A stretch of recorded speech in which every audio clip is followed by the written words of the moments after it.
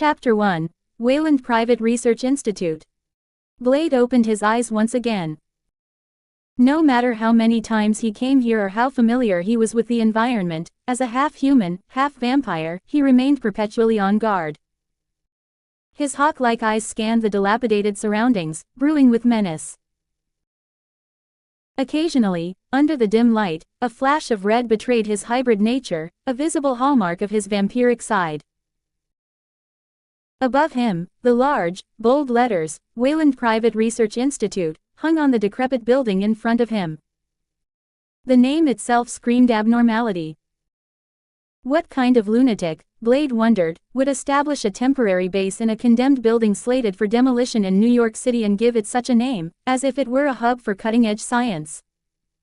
His ears twitched suddenly. Swish. Instinctively, Blade reached for the two katanas strapped to his back, custom-made weapons infused with silver. I'd suggest putting those down. This is my territory, and there aren't any vampires here for you to kill. The voice was steady, devoid of emotion, and soon after, a young man with black hair emerged. The man's clean, youthful face suggested he was barely in his 20s. At first glance, he looked harmless, like an innocent rabbit. That impression, however, faded quickly when Blade noticed the peculiar creature beside him. If you get that pet of yours to step back a few meters, maybe I'll believe you, Blade said after a moment's hesitation, releasing his grip on the swords. Still, his eyes, hidden beneath his sunglasses, stayed locked on the strange pet, watching its every move. The creature stood around 3 meters tall, its sleek black body resembling a fusion of countless human vertebrae. Its elongated tail, exuding latent power, swayed slightly. The blade-like tip of the tail gleamed menacingly, capable of piercing through anything. Sharp claws dragged across the ground, leaving deep scratches that made Blade's eyelids twitch. But the most striking feature was its head, a bizarre, crown-like structure that seemed to carry some extraordinary symbolism. Blade had never seen anything like it. Why did it even have such a long head? The creature's entire form seemed designed for combat, like the fevered dream of a sci-fi screenwriter. Using his enhanced vision, Blade noticed something new. The creature's body was now coated with an unfamiliar viscous substance that hadn't been there during their previous encounters. The young man, apparently satisfied with Blade's response, nodded slightly. His gaze lingered on Blade with an odd glimmer, his eyes roving over Blade's chiseled chest, long legs, and muscular arms. What a masterpiece! Blade frowned, a flash of instinctive caution crossing his face. Here we go again. That look, the way the man's eyes lingered, made Blade feel like he wasn't being regarded as a person. He had every reason to believe this guy harbored peculiar tastes. Sensing the tension radiating from Blade, the strange creature beside the man moved. Its tail whipped forward at lightning speed. Too fast. Blade's expression shifted slightly. He swung his katana instinctively. Clang. The impact made his hand tingle with numbness as he deflected the tail. A cold realization struck him. Despite not using his full strength, his blade hadn't been able to sever the tail, which was as hard as steel. When Blade looked again, the creature had vanished from the man's side. Without a sound, it had climbed to the ceiling, its razor-sharp claws glinting ominously, poised to rip Blade's skull apart. My apologies. Force of habit, the man said quickly, raising his hands in a placating gesture. You know how it is. Being a researcher and running this place alone is no easy feat. Sometimes, I get too engrossed in my work. What's its name? Blade asked calmly, though inwardly unsettled by the ghostly creature now back at the man's side, its movements reminiscent of a deadly assassin. Xenomorph, the man replied. Interesting name. So, it's your institute's most impressive creation, a war machine. Blade, no stranger to the supernatural, had spent his life battling vampires and monsters of all kinds. Even that brief encounter was enough for him to assess the creature as a weapon and, by extension, the man as a mad scientist. The man didn't deny it, though he thought privately, most impressive. Hardly. Once it starts laying eggs, this xenomorph will quickly be outclassed.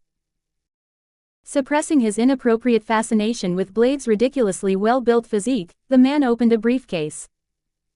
Here's what you wanted. A highly corrosive weapon, diluted, of course. Otherwise, you'd need adamantium to contain it. In a quiet, specific scenario, this will kill your enemies far more discreetly than UV grenades. Blade hesitated briefly before tossing a bag from his coat. 100 grand, as agreed, Blade said. The man whistled. Vampire hunters are loaded, huh? Makes sense, killing vampires is expensive, what with all those silver bullets? It's not my money, Blade replied. The more vampires I kill, the more I take from those bloodsuckers. With that, the exchange was complete. I'll spread the word about your product. This stuff is effective against vampires, regenerative abilities, Blade said, stepping back with the case. By the way, if you get the chance, bring me a live vampire, the man added suddenly. Oh. Dealing with those things isn't exactly wise, Blade said, raising an eyebrow. I don't have much choice. Time's running out, the man replied cryptically. Blade didn't press further. He disappeared into the night. Blade, what a self-righteous zealot, the man muttered, watching Blade's retreating figure before shutting the door. The Marvel Universe's vampires were fascinating. Their origins weren't tied to Dracula or Cain but to Varney, a sorcerer who used the Darkhold to transform himself into the first vampire. The Darkhold's author was none other than Chthon, the elder god of chaos magic, a being far beyond the likes of Odin, or Zeus, and the source of the Scarlet Witch's powers. But such lofty entities were irrelevant for now. The man, a mere mortal trapped in this multiverse, had far more mundane concerns, like earning money through deals with Blade. The man glanced at the loyal xenomorph beside him and smiled. Marvel did start publishing standalone Xenomorph comics before I transmigrated, a pure sci-fi world without superheroes. Lost in thought, he patted the xenomorph's crown-like head. It lowered its head obediently, allowing his touch. Together, the man and the xenomorph descended into a crude, makeshift underground laboratory. There, amidst the dim light and rough walls, 5 white, mucus-covered eggs came into view. 5 comments 0 vote. Chapter 2, Alien blood is still blood. Note, alien and xenomorph will be used interchangeably. Later on, I only call them xenomorph. The first time someone sees an alien egg, it's common to feel a certain unease. However, this was not Duncan's first time encountering one. Not only was he unafraid, but he also stepped forward, smiling as he reached out to gently caress the egg, feeling the pulse of life emanating from within. That's right. Every alien, from the moment it is born, forms a psychic link with him. Normally, in the alien species, only the alien queen possesses the natural ability to command all other aliens, even newborn facehuggers, with absolute control. This authority is encoded in the alien's genetic structure. Absolute dominion. After my experiments, even the queen is beneath me. Duncan looked at the alien beside him. The skull of a typical alien is smooth and elongated, but this alien's skull was crowned, a symbol of authority and power. The queen. Among the aliens, only one can lay eggs, the queen. Thank you for your hard work. You've spent so long evolving into a queen and painstakingly laid these 5 eggs, Duncan chuckled. Aliens are genderless. If the queen dies or becomes isolated, the aliens will follow their genetic instincts, tapping into hidden factors in their DNA to spontaneously evolve into a queen and gain the ability to lay eggs. Duncan had stayed with this alien for a long time, waiting for it to evolve into a queen and lay eggs, which finally allowed him to breathe a sigh of relief. Aliens are born for combat. They can parasitize without discrimination, inheriting their host's best genes, making every alien theoretically stronger than the host. 5 eggs, 5 facehuggers to parasitize 5 creatures and evolve into fully grown aliens. Honestly, there was a moment when Duncan was tempted by the idea of using a warrior like the Blade as a host. This individual was already an extraordinary being. If he could get him, the alien bursting out would be incredibly powerful. But Duncan quickly dismissed such evil thoughts. Let's start with some cats and dogs, at least they'll bolster my combat strength for now. Duncan glanced at the Queen, who was silently waiting for orders. Honestly, compared to the queens in the movies, this one was pitifully small. It would need to be fed a lot of meat to recover and grow stronger. This led to a tragedy for the small animals nearby. For several nights, terrifying and swift shadows moved in the darkness, and with each flash of movement, life was extinguished. At first, it was just a single shadow, but over time, their numbers began to grow. The savage killings intensified, the blood of various animals spilled across the earth, eventually coagulating into dark, mottled stains. Eventually, a few police officers arrived after receiving a report. "Chief, we're here." According to the report, there's been a mass disappearance of wildlife in the area, one young officer complained. There's so much work in the bustling neighborhoods of New York City, why are we wasting precious time on a case like this? Is it because those animal rights activists are hard to deal with? Don't forget who we are. The more composed middle-aged officer, George Stacy, surveyed the surroundings. Moreover, the person who made the report wasn't one of those so-called activists. Ever since that self-proclaimed Iron Man playboy returned, our workload has increased. Wake up. At least it's better than staying in New York City. Trouble always seems to pop up there. That's right, at least we aren't dealing with a bunch of armored idiots flying around. George remembered some news he had heard recently and silently clicked his tongue. Some information couldn't be made public, but as an insider, he was aware of the details. There had been a massive explosion at Stark Tower recently, caused by two armored men fighting. From the results, it was clear the winner was Tony Stark, and the one who was knocked out was probably Obadiah Stane, the second in command of Stark Industries, who had since gone into hiding. After that incident, it seemed to have sparked some sensitive issues, with various cases cropping up, putting even more pressure on them. George returned to focusing on his work. He put on gloves, took out his tools, and began carefully collecting all the evidence in the area. It's so quiet, it's a little too quiet. It's like all the animals disappeared overnight. There are scattered bloodstains on the ground. Someone must have attacked these animals. George frowned, as blood made him uneasy. Soon, they wouldn't need to worry about this for much longer because someone was approaching. "Gentlemen, what are you looking for? Who are you? Show me your hands." Several officers drew their guns, wary of the approaching figure.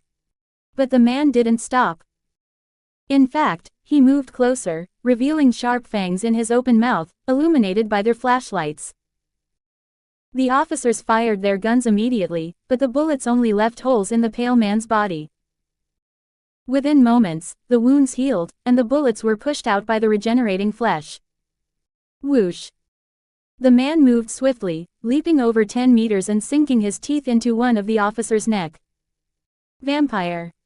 In a flash of insight, George thought of the possibility. "Chief, there's more than one enemy." Several more pale-skinned figures emerged, rushing to the officer who had been bitten, greedily feeding on him. The grisly scene sent shivers down the spines of the officers, and even though they fired, the bullets were ineffective in delivering any fatal damage. The leader of the vampires wiped his mouth, casting a playful glance at the officers, as if assessing them like a group of tasty meals. "It seems we're not the only ones targeting this place. Why are NYPD officers here? I don't recall assigning you to this case," he asked. PFF'd. "Since when do vampires give us orders?" George took a deep breath. "Hey. You know nothing of our power. Since you refuse to speak, I'll tell you this, I'm not here for you." The vampire licked his fangs, his interest piqued not by these ordinary humans, but by the strong acid weapons that the Daywalker had procured from this area, and who had provided them. "It's clearly corrosive, whether injected or detonated, it would be effective in killing certain mixed-blood vampires. But for some reason, I can distinctly smell blood in these liquids.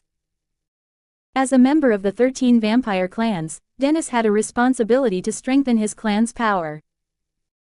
His base was raided by the Blade, many died, but it wasn't a total loss. Whether intentional or not, the Blade didn't try to hide his movements over the past few days, allowing Dennis to track him using security cameras and motorcycle traces, pinpointing several areas. Dennis was very interested in these strange blood-like liquids. As everyone knew, vampires derive energy from blood to enhance their strength, and any blood would suffice.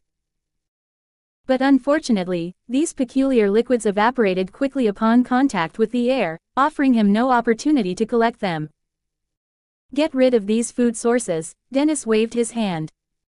In this territory, killing without my permission, what are you thinking? A voice echoed from a distance. Under the flashlight's beam, Duncan's figure became visible over 100 meters away. Blade, a real piece of work. I asked for a few vampires, not to handle it this way. 3 comments 0 vote.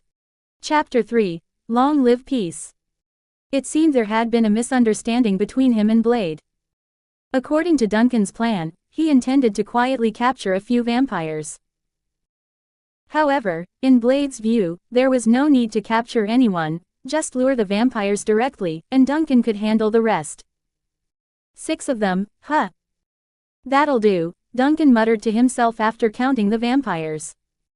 With his current abilities, taking on 6 vampires was more than manageable. George, watching the harmless-looking young man, grew frantic and shouted, "Run! These guys are dangerous."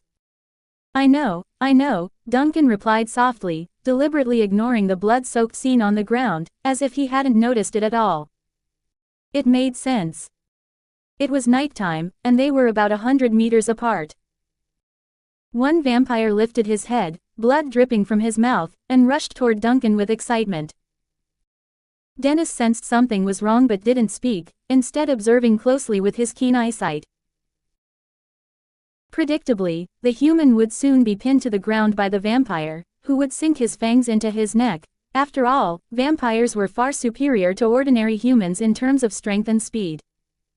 George's face turned pale. He wanted to save the young man but knew all too well what kind of creatures vampires were. Yet, at this distance, it seemed too late to intervene. The vampire was just about to bite Duncan's neck when... Swish! A tail, gleaming with a silver sheen, suddenly shot out from the darkness. It grazed Duncan's shoulder, stabbing forward with silent, lethal precision, aiming directly at the vampire's face. Chest, Duncan commanded calmly. The tip of the tail adjusted slightly, piercing through the vampire's chest with a swift motion. Like a skewer threading meat, the vampire was impaled and lifted high into the air. A shrill scream erupted. Though the vampire's vitality was strong enough to prevent instant death, terror mixed with disbelief filled his expression. What is this thing? A faint clattering sound broke the tension. Moments later, several ghostly figures darted through the shadows, surrounding the vampires at close range. Dennis frowned, scrutinizing these strange creatures. 4 of them, what are they? He muttered in surprise. This place was a nexus of confusion, inexplicably arriving police, a peculiar human, and bizarre creatures. Dennis thought of the special blood he'd encountered before and used his enhanced night vision to study the alien-like beings. Upon closer inspection, they shared a general design but displayed subtle differences. Some were slightly bulkier, while others were slimmer, emphasizing speed and agility. The only commonality was that all 4 creatures moved on all 4s. Yet Dennis felt an unsettling vibe, as if these creatures, despite their similar appearances, were fundamentally different beasts wearing identical disguises. George and the others were equally stunned, their mouths agape at the scene unfolding before them. None of this was within their expectations. You know Blade. So, you're the one supplying him with those strange weapons, Dennis said. At this distance, even with their quiet tones, both sides could hear each other clearly. Correct. But there's been a slight hiccup. Killing you might help correct it, Duncan said, his eyes fixed on the vampire skewered by the alien's tail. Fortunately, the vampire wasn't dead, just a chest wound. If he was brought back in time, he could still be saved. The liquid you provided, Blade, is it blood? Where does it come from? Don't tell me you made it yourself, or, Dennis's gaze shifted repeatedly between the aliens, his expression growing more puzzled. Though it sounded absurd, the more possibilities he ruled out, the more it seemed connected to these strange but powerful creatures. The sheer strength of the alien's tail, effortlessly impaling a robust vampire, was proof enough of its extraordinary power. Attack, Duncan ordered.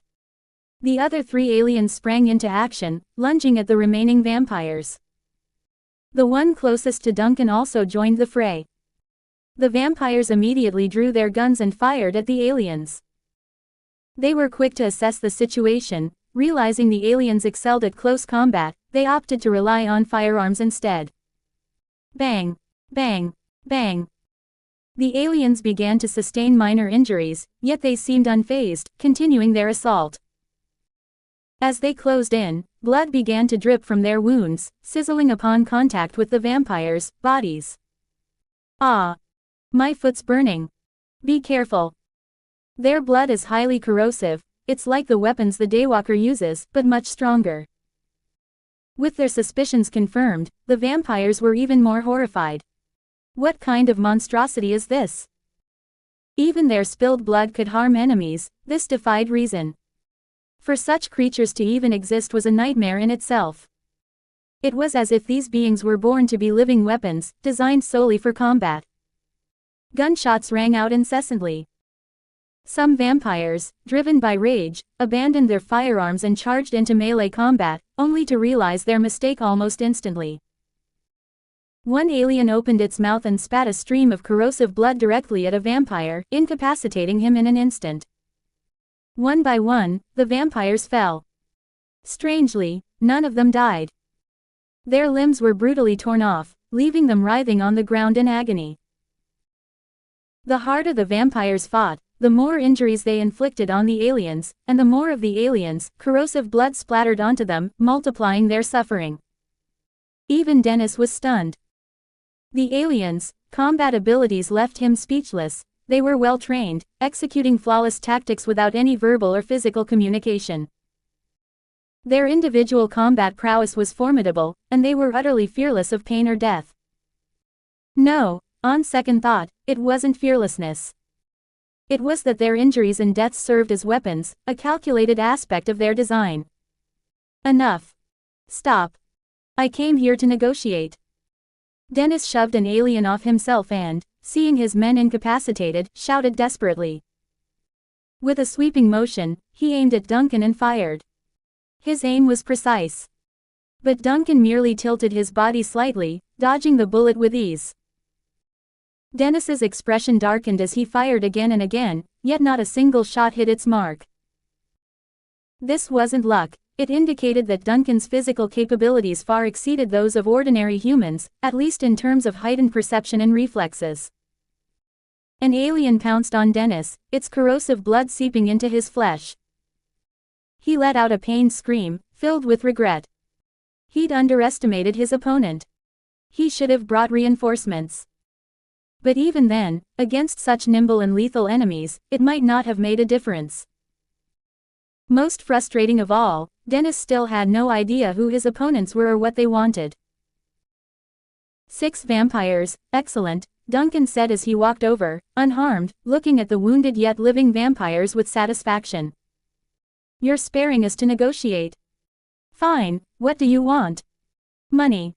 Status. Power. Dennis asked, relieved that none of his men had died. As long as there was room for negotiation, there was hope for survival, and possibly revenge later. None of that, Duncan replied. What I need is for you all to stay alive for the next few hours. I can't wait to verify something crucial, using you creatures who survive by feeding on human blood. His voice carried an unsettling curiosity, like the devil whispering in the dark. 3 comments 0 vote. Download the app for greater interaction. You can chat with me about my writing experience apart from the comments section. GreekGreenGlass. Download app now. Chapter 4. The Bloodborne Xenomorph. Dennis still hadn't realized that falling into this man's hands meant living a life far more painful than death. Tell me your account, and I'll wire you a lot of money. Dennis, ignorant of the horror laced in Duncan's words, spoke hastily. No matter what your goal is, I can help you. I swear it on the name of my vampire clan. Enough. Your clan, or whatever you call it, is worthless to me. Duncan cut him off and only began walking over after the battle had finally settled. 4 courier xenomorphs against 6 vampires armed with firearms. 2 of the xenomorphs sustained minor injuries, which was still acceptable. After all, the courier xenomorphs were pitifully weak by nature. The courier xenomorphs were born by parasitizing lower mammals like cats, dogs, cows, and horses. They naturally moved on all fours, spending most of their lives this way, and occupied the lowest rung in xenomorph society. While their attack power was the lowest, they were slightly more agile, a benefit of their small size, standing about 2.2 meters tall when upright. Compared to drone xenomorphs and warrior xenomorphs, which couldn't even walk upright until hours after chest bursting, courier xenomorphs matured significantly faster. Their one redeeming feature was their ability to actively spit blood, something neither drones nor warriors could do. The 4 xenomorphs here had been born from ordinary lower animals, so expecting much in terms of raw power would be unrealistic. Duncan glanced briefly at the officer who had been partially devoured. If I were you, I'd finish him off immediately and blow his head apart, Duncan remarked. His body is already infected with the vampire virus. He'll slowly transform into one of them. Better to kill him before the change is complete. George still held his gun, his sole source of confidence. As for the young officers beside him, they were frozen in fear.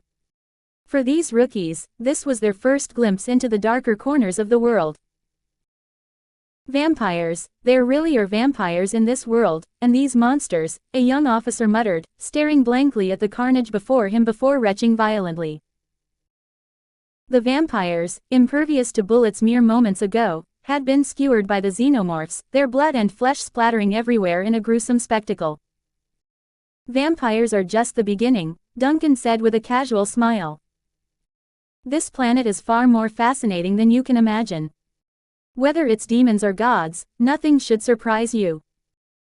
If one ignored the terrifying xenomorphs surrounding him like an entourage for a king, Duncan could almost pass for a charming and approachable gentleman. Sir, thank you, and your companions, for saving our lives, George said, suppressing the pounding of his heart. The last few minutes had been overwhelming, and while he tried to steady his voice, a faint tremor betrayed his nerves. I'll make sure to handle my colleague with care. Good. It's always easier dealing with someone sensible. Officer, what's your name? George Stacy. Duncan stroked his chin thoughtfully.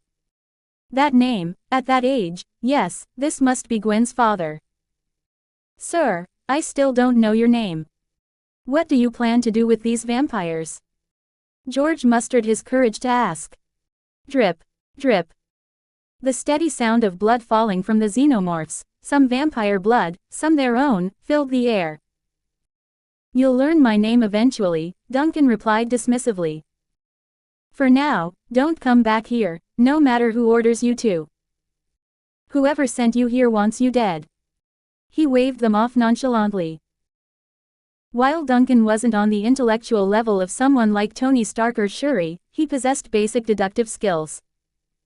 Chief, isn't this guy keeping dangerous creatures? Isn't that illegal? One officer asked after wiping his mouth, only to start vomiting again. Well said.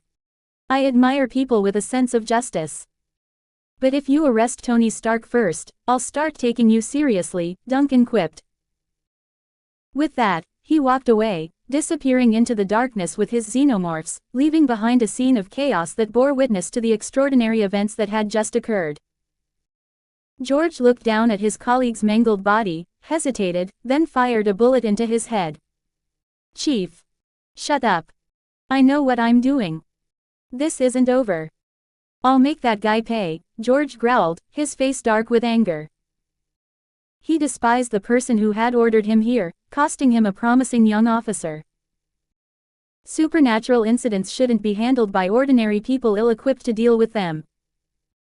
At the very least, they should have been warned and given proper resources. Chief, didn't you say an animal rights group filed the report? I lied. If it were just animal rights activists, the department wouldn't have sent us out here. As for how to officially close this case, they'd chalk it up to vampires. It made sense, those bloodsuckers preying on small animals. And that stranger commanding bizarre creatures. Definitely another superpowered individual. He had, after all, saved their lives from the vampires. To Duncan, saving the officers was merely a minor detour. His real focus lay on the vampires he had captured. Along the way, he treated the vampires with surprising care, genuinely concerned about keeping them alive. This unusual kindness left the dying vampires bewildered. One even dared to suggest they could be saved if the Xenomorphs released them. Ignoring their pleas, Duncan brought them back to an underground lair. He directed the Xenomorphs to unceremoniously dump the incapacitated vampires onto the floor. Dennis scanned the surroundings nervously, realizing they were in what appeared to be a xenomorph nest.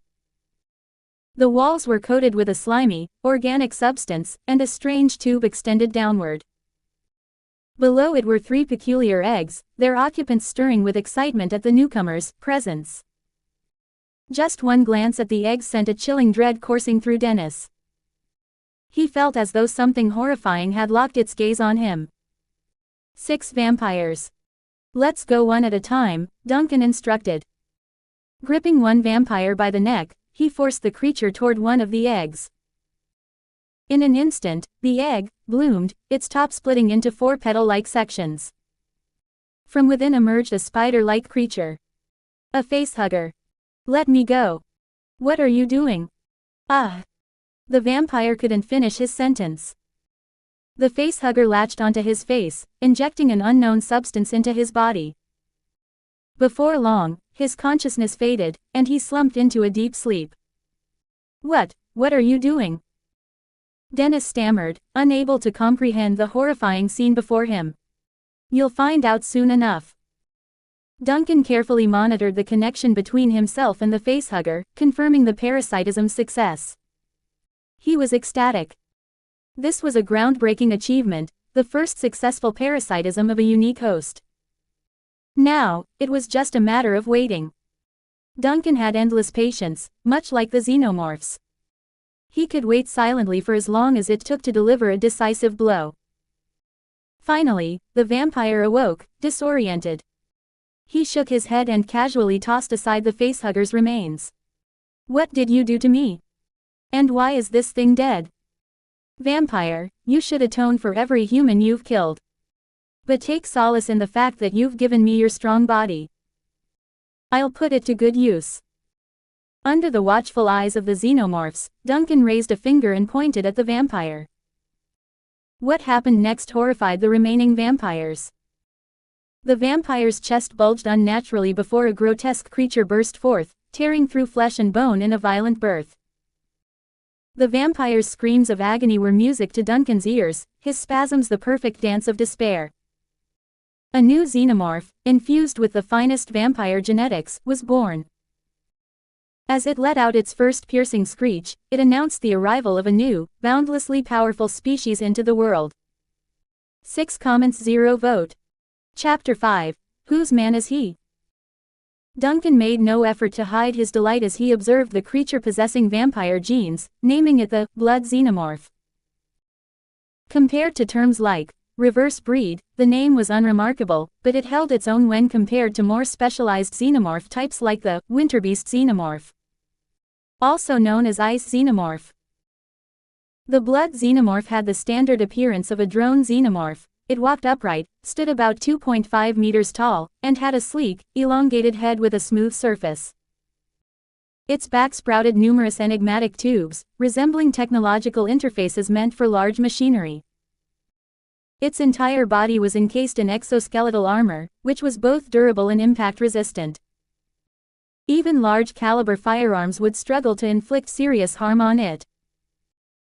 After all, even a drone xenomorph born from parasitizing a regular human could survive hits from such weaponry without sustaining fatal injuries. Furthermore, the blood xenomorph could absorb energy directly through blood, unlike regular xenomorphs, which needed to consume vast quantities of flesh to sustain themselves. In terms of functional hierarchy, the blood xenomorph undoubtedly corresponds to the drone xenomorph introduced in Alien, a tier higher than the messenger xenomorph in its social ranking. Duncan admired his creation, while the vampires around him were paralyzed with fear. What the hell is this thing? Parasitic. They recalled the series of terrifying events. A face-hugging spider emerged from an egg, latched onto a victim, died mysteriously, and then, after the host lost consciousness, a grotesque humanoid creature burst from their chest and grew rapidly. The sequence had a certain logical progression and causality, yet the more they thought about it, the less it made any scientific sense. At that moment, the vampires finally understood why Duncan had been so concerned about their survival. But it was too late. After confirming the success of the parasitic process, the remaining 2 xenomorph eggs hatched and completed their parasitic cycles. Dennis, still clinging to a shred of hope, tried to bargain. He pointed out that Duncan had only 3 eggs and could parasitize only 3 vampires. What would happen to the rest? Surely they wouldn't be used as mere food. Duncan reassured him with a smile, saying he wouldn't waste them as food. However, he added with a chilling tone, "Don't worry, none of you are getting away." At that moment, deep within the cavern, a previously dormant presence stirred. The xenomorph queen, silent and unmoving until now, suddenly activated. Before everyone's eyes, she began to lay an egg directly from her ovipositor.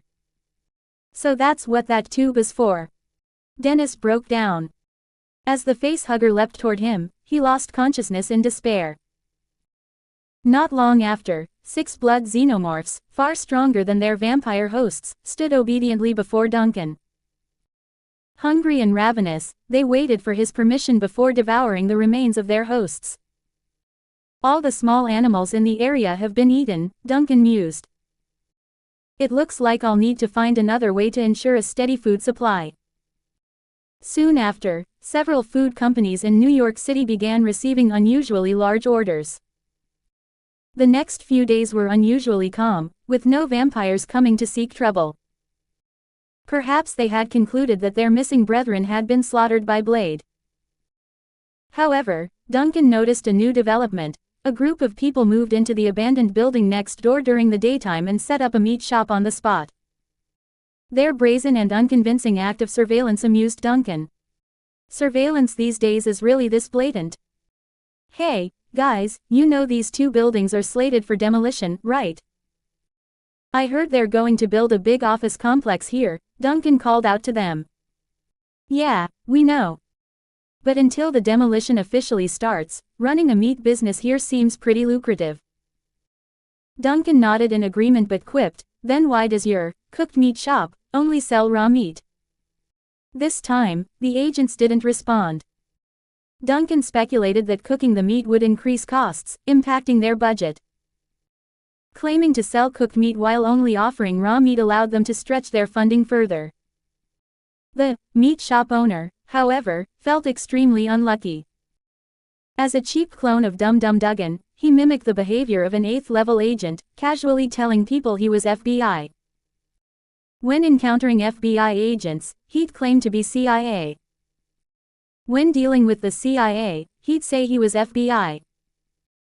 Only when both agencies compared notes and started arguing would he reluctantly admit to being a SHIELD agent. After all, nobody really remembered what SHIELD's full name stood for or what the organization even did. But this time, he had the misfortune of running into a meticulous and somewhat influential individual, George Stacy. Damn it. All Stacy did was delegate the initial investigation to the local police department, a routine procedure.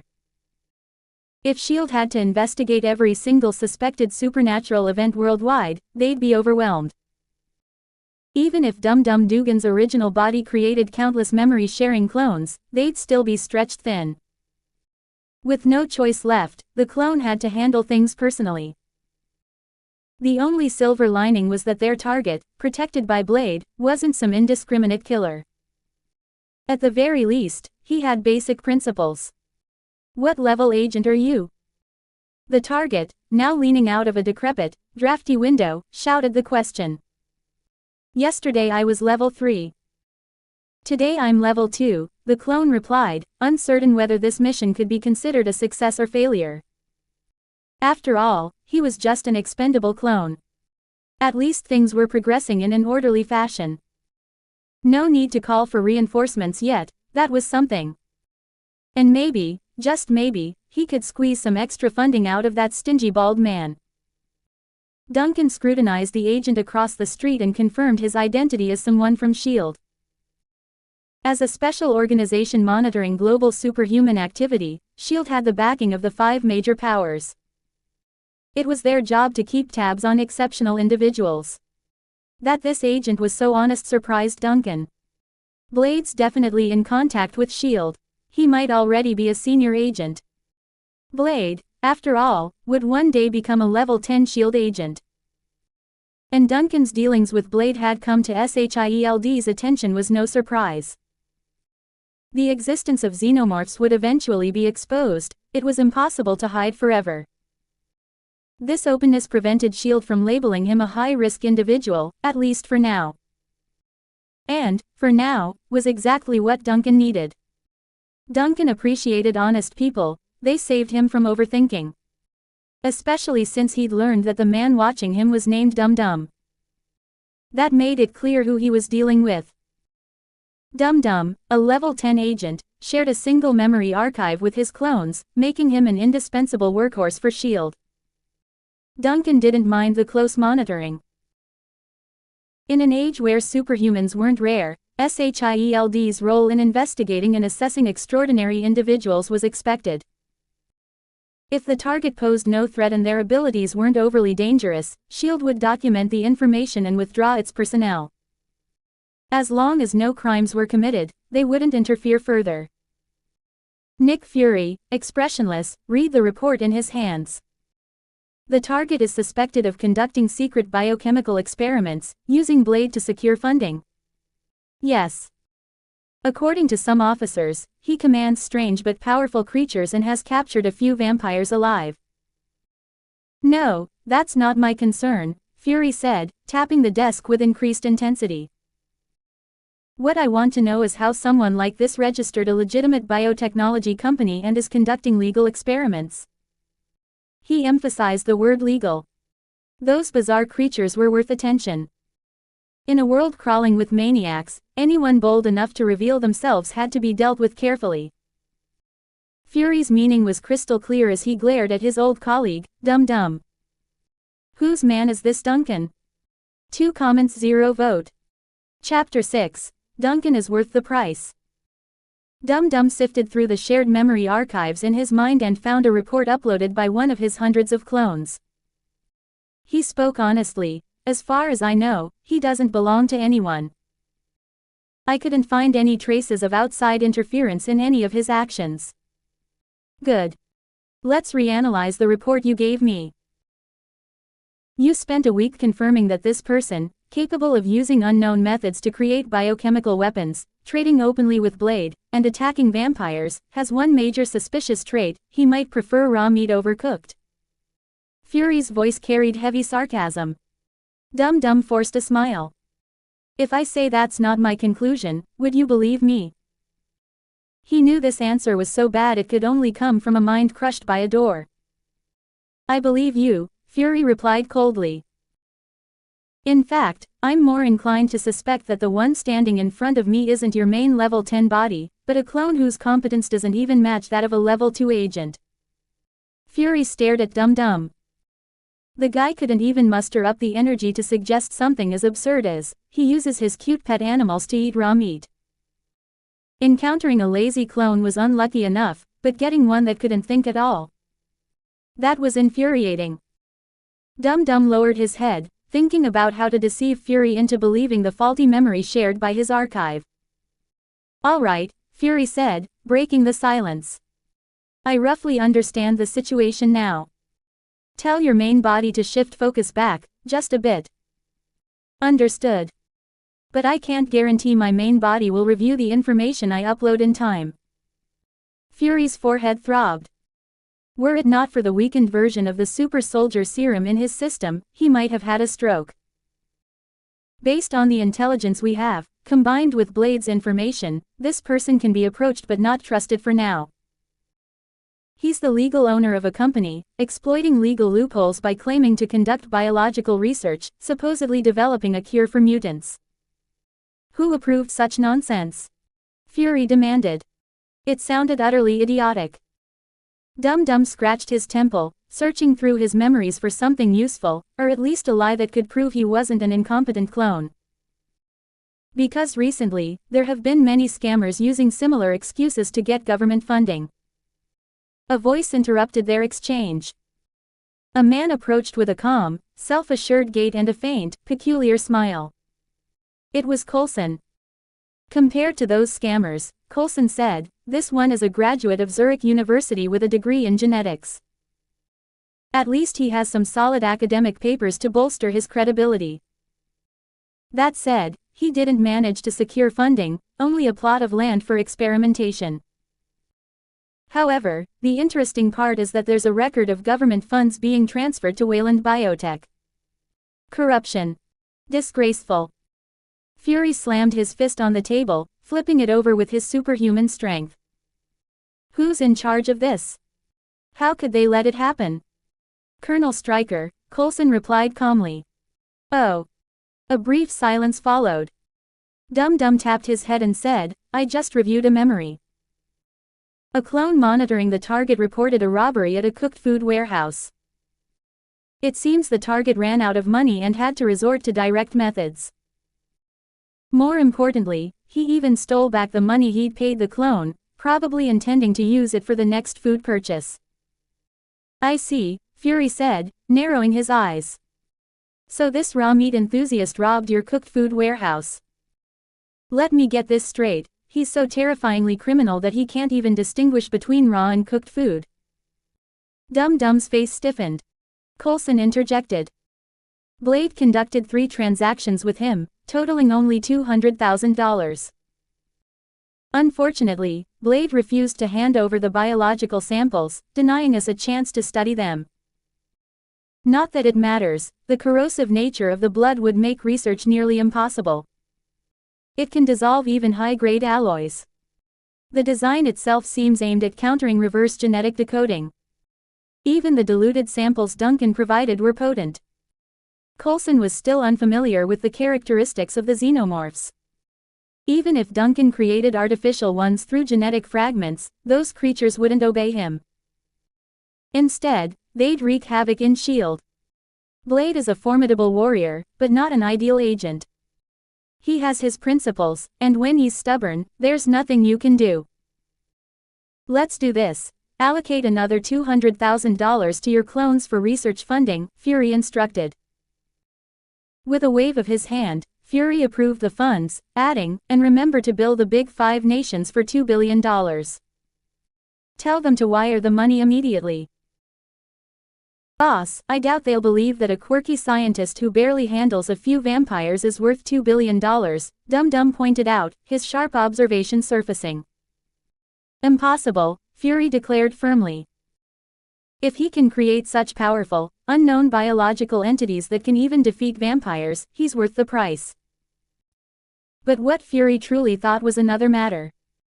In his eyes, Duncan's work, while novel, was only marginally promising in the field of biotechnology. It might take years, even decades, before any groundbreaking advancements emerged that made him truly valuable. S.H.I.E.L.D. was privy to countless secrets that could determine humanity's survival. They also had access to many special powers, whether undersea, in K'un-Lun, on the moon, through sorcerers, demons, celestials, icebergs, black dragons, or aliens. So for now, Duncan wasn't worth Fury's personal attention. Keep monitoring him. Focus on assessing his psychological state. Verify whether his personality is stable and trustworthy before making further decisions. There was no way surveillance would cease. Duncan's abilities weren't as simple as breathing fire or spewing water. They were advanced enough to commit major crimes effortlessly. Monitoring was inevitable. Because in this world, the truly dangerous aren't just those with special powers but also those with exceptional intellect. Coulson, give me an update on your side, Fury said, swiftly moving on. Spending a few minutes discussing Duncan was already exceptional. Other matters demanded his attention. Coulson's smile faded slightly. Not great. After his father's death, Banner went into hiding for a while. He's now been located and is being pursued worldwide. 3 comments 0 vote. Chapter 7. No one understands vampires better than me. Duncan always knew that SHIELD's patience had its limits, but for some reason, they never took further action. Are they that well funded? He wondered. Life went on as usual. Duncan and Dum-Dum maintained their tense coexistence as neighbors, occasionally playing Robin Hood, spending and re-spending the same stack of cash, seemingly enjoying the repetition. The queen has laid a total of 14 eggs so far. 2 haven't hatched yet, but the others have produced 11 xenomorphs, Duncan said, counting his forces on his fingers while keeping an eye on their mental states. This bordered on a unique form of telepathy. During this time, Duncan didn't leave his home until Blade, unable to hold back, came knocking again. You know I hate coming to your place, Blade said as he walked in, adjusting his sunglasses. He glanced around and spotted a few xenomorph couriers but not the crowned xenomorph queen.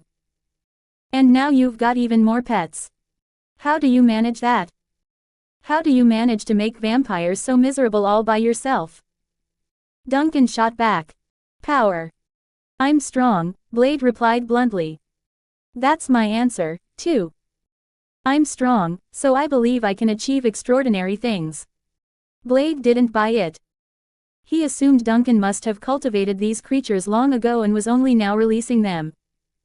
Get to the point. Why are you here? I probably won't sell you any more acid, Duncan said. I don't need it.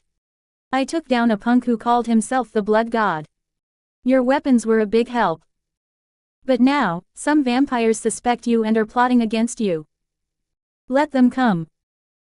Maybe wiping vampires off the face of the earth is a good idea, Duncan mused, seriously considering the notion. Blade's eyes narrowed. Are you serious? That's nearly impossible, unless you can engineer a vampire virus. But plenty of people have tried that over the years with little success. You'd have better luck with your mutant-targeted serum. Ha, you think dealing with mutants is easier than dealing with vampires? No, it's harder. Mutants are more complex and pose bigger problems. Focusing on them would yield greater rewards, which is why most scientists go in that direction. Vampires are just parasites leeching off humanity, Blade replied. Duncan smirked and set the tone for the conversation. Then I'll let my power, leech, off the vampires. Blade silently noted Duncan's apparent disdain for vampires, possibly due to a form of human supremacist ideology. Or perhaps he was faking it, motivated purely by the benefits of hunting them. But what benefits? Aside from their hoarded wealth accumulated over centuries, vampires offered little else. Finally, Blade got to the point. I need your help with something. Are you asking on your behalf or on behalf of your team? I haven't officially joined them yet, so it's me. Reliable people are hard to find, Blade said, his expression unwavering. I got intel about a crazy general obsessed with the super soldier program. He's even mobilized troops to capture a certain green, walking blood bank. You want me to deal with that green guy? That's no small feat. A few months ago, I saw some reports about him online, Duncan said. Blade gave Duncan a peculiar look, shocked by his imagination. What makes you think you could even get involved with the Hulk? That guy could shatter your pets with just a roar. Was Duncan crazy? Or were today's young people simply this reckless? Well, I'm lucky to have you remind me, Duncan said, nonchalantly. Blade studied Duncan's expression, trying to determine if his confidence came from ignorance or if he was hiding something. He leaned toward the former. Anyone familiar with the Hulk's power would be awestruck. A green titan capable of casually tossing hundreds of tons around, whose strength only grew with anger, was beyond comprehension. I'm not asking you to fight the Hulk, Blade clarified.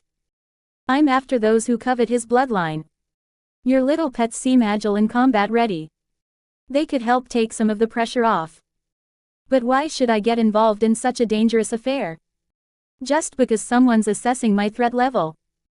Look, I don't know how much you've figured out, but doing what you can within your abilities won't hurt.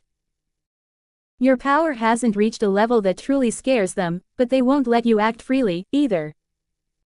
You're smart, you probably anticipated this when we first traded, Blade said. He stared into Duncan's eyes. You're deliberately showcasing your talents, aren't you? Maybe it's time to expose yourself a little. Using their resources to grow stronger is a solid move. Don't get me wrong. I have no intention of joining you guys. I'm just giving back to society, Duncan replied with a dismissive wave. It was true that he would have to take this step eventually, and using Blade as a springboard seemed like the perfect opportunity. Taking a file from Blade, Duncan skimmed through it quickly. He soon understood SHIELD's real focus. Their primary target wasn't the Hulk but rather Mr. Blue, who had already conducted genetic experiments on the Hulk's blood. Blade's attention was on Mr. Blue because of his ties to a special vampire, Baron Blood. There was likely a troublesome blood trade happening, making him a target for elimination. From Blade's perspective, who knew what horrors could result if top-tier vampires consumed Hulk's blood? It was too dangerous. Got it. You want me to track and intercept Mr. Blue, right? Duncan asked. Let's be clear, my services don't come cheap. $1 million. $2 million. This is life-threatening work. Plus, I want all the intel you have on vampire populations and strongholds, Duncan said. Blade gave Duncan a long, meaningful look. Asking for such comprehensive intel suggested either recklessness or immense ambition. What exactly was it about vampires that fascinated Duncan? Blade couldn't understand the correct use for vampires, but Duncan believed he did. They were numerous, individually strong, and capturing them was profitable. What could possibly be more rewarding than hunting vampires? If not vampires, then who else? Mutants. 2 comments 0 vote. Chapter 8, Aliens Love Team Fights. Blonsky, an elite soldier and a true man of ambition, believed that real men should be big and powerful, just like the Hulk. To Blonsky, the Hulk represented the ultimate masculinity, growing larger when stimulated and becoming even stronger when injured. Blonsky deeply admired the Hulk, and what better way to honor something than to study it and become it? And so, that's exactly what he did. Let me be clear, this serum is not perfect. If anything goes wrong, a thin, cautious scientist began to say. Enough. I know what I'm doing. If you keep wasting my time, I'll kill you. Blonsky's impatience flared. Inject it now. I want to be stronger than the Hulk. Hearing this, Mr. Blue couldn't help but shake his head subtly. Stronger than the Hulk, just by injecting a serum derived from his blood. What nonsense. Such a thing simply wasn't possible. Even hybrid experiments required generations of careful selection and refinement. But Blonsky didn't care. The soldier had clearly lost his mind, and Mr. Blue didn't mind enabling the madness. He gladly injected the serum into Blonsky's body. As an online acquaintance of Dr. Banner, Mr. Blue had experimented extensively with Banner's blood, storing samples of Hulk's DNA for his research. Now, Blonsky was the perfect test subject to validate his findings. "The Hulk is far stronger than I anticipated, Mr. Blue muttered to himself. "My intellect isn't advanced enough to fully tap into the potential of his blood. This is troubling." Still, Mr. Blue had his own plans. Once the injection was complete, he intended to disappear and hide for a while. "If you manage to keep your wits about you, come find me again. Maybe we'll have another chance to work together." Mr. Blue said this aloud, but in his heart, he doubted Blonsky would survive. The man simply wasn't equipped to handle the serum's power. At best, he'd suffer a genetic mutation, be captured, and spend the rest of his life as a lab rat in some government facility. And then it began. Blonsky roared in agony as his body began to transform. His frame expanded, smashing through the ceiling, his skin taking on a reptilian texture. Spikes erupted from his spine, sharp and menacing. Power, this is power. Blonsky was ecstatic, feeling the surging energy within him. His face twisted into a grotesque grin. But with this newfound power came an overwhelming rage, an emotion that blended with Blonsky's own thoughts to form something new, hatred. Blonsky christened his new, superhuman self, Abomination, a name symbolizing his determination to reclaim the dignity he believed the Hulk had stolen from him. Killing the Hulk would prove he was the strongest. Abomination, huh? Well, I don't think you'll get the chance to take revenge on the Hulk, because I'm here. Several xenomorphs crashed through the windows, moving with uncanny agility as they climbed walls and scurried across the floor, surrounding Abomination. Mr. Blue flinched, his attention shifting from Abomination to these mysterious creatures.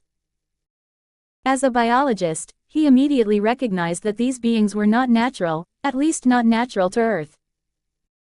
No terrestrial organism had an exoskeletal body structure like these, nor did any look so alien. One glance was all it took to captivate Mr. Blue, slowing his attempt to escape. When a messenger xenomorph crouched nearby, its eyeless head seemingly staring at him, Mr. Blue froze. Pressing himself against the wall, he moved cautiously, trying to distance himself from both the crazed Abomination and these otherworldly creatures. "Did Ross send you?" Abomination sneered. "What a joke. He used to be my general, binding me with his ridiculous rules. Now it's my turn to control him. I'm stronger than him. You're stronger than him. That's great. If I'm stronger than you, taking everything from you is only fair, don't you think?" Duncan's voice was cold and mocking. His sharp gaze lingered on the hulking Abomination, studying him like prey. Truthfully, Abomination was hideous, far more grotesque than the Hulk. But Duncan didn't mind. "What's with that look in your eyes?" Abomination growled. "Admiration," Duncan replied. "In my eyes, when you transform, you become truly beautiful." Abomination froze for a moment, baffled. Then he decided this tiny figure was insane and raised a foot to crush him. "Beautiful. Ugly. I thought I was losing my mind earlier, but you've clearly gone mad long before me." A sinister grin spread across Abomination's face, his jagged teeth glinting as he anticipated the satisfying crunch of flesh beneath his foot. Boom. The ground shattered beneath his stomp, leaving a massive crater, but no Duncan. "You couldn't even hit me. And you think you're ready to fight the Hulk?" Duncan darted away at superhuman speed, motioning to the xenomorphs. Immediately, more of them emerged, encircling Abomination and launching a coordinated attack. Though the xenomorphs were no taller than 3 meters, dwarfed by Abomination's towering 4-meter frame, their numbers gave them an advantage. 11 xenomorphs charged, their deadliest among them, a blood xenomorph, leading the assault. Its tail lashed out, aiming for Abomination's eyes. "Is this a joke? You think these things can stop me?" Abomination had never seen anything like the xenomorphs, but he wasn't afraid. Laughing maniacally, he grabbed one that had been a fraction too slow. With a vicious grin, he squeezed. Snap. But instead of a spray of red, a torrent of green gushed forth. Not the Hulk's green, but something far deadlier. The acidic blood burned through Abomination's hand like fire on paper. He howled in agony. The pain was unbearable, far worse than anything he had endured before. Even his super durable skin, which could withstand rocket explosions, offered no defense against the corrosive acid. Sizzle. His skin dissolved, exposing bone that began to crack under the acid's relentless assault. Fortunately, Abomination's powerful regenerative abilities kicked in, and his wounds began to heal visibly. But the Xenomorphs didn't waste the opening. More of them leapt forward, attacking relentlessly. Several messenger Xenomorphs scuttled along the walls, spitting streams of acid that left deep scars on Abomination's hide. Abomination roared in fury, lashing out. Any Xenomorph he managed to grab lost limbs, or worse. Only the Blood Xenomorph could withstand his strikes, thanks to its superior durability. What the hell are these things? Despite killing 3 Xenomorphs, Abomination was struggling. Their teamwork was impeccable. Whenever he focused on one, the others exploited his distraction to attack, forcing him to either switch targets or endure more injuries. Abomination managed to grab another Xenomorph, but this time it came at a cost. A Blood Xenomorph lunged forward, its inner jaws shooting out like a bullet. The razor-sharp appendage pierced Abomination's eye, yanking out the orb in a spray of blood. Abomination howled in pain, thrashing wildly as the Xenomorph latched onto him, feeding on his blood to recover its own injuries. Now's the time. Go for the facehugger attack, Duncan commanded from a safe distance, having waited for this precise moment. This was why he had joined Blade's risky mission, to seize this critical opportunity. Next chapter. Marvel, Xenomorphs. GreekGreenGlass. Enjoy this book so far? Sign in to find out more.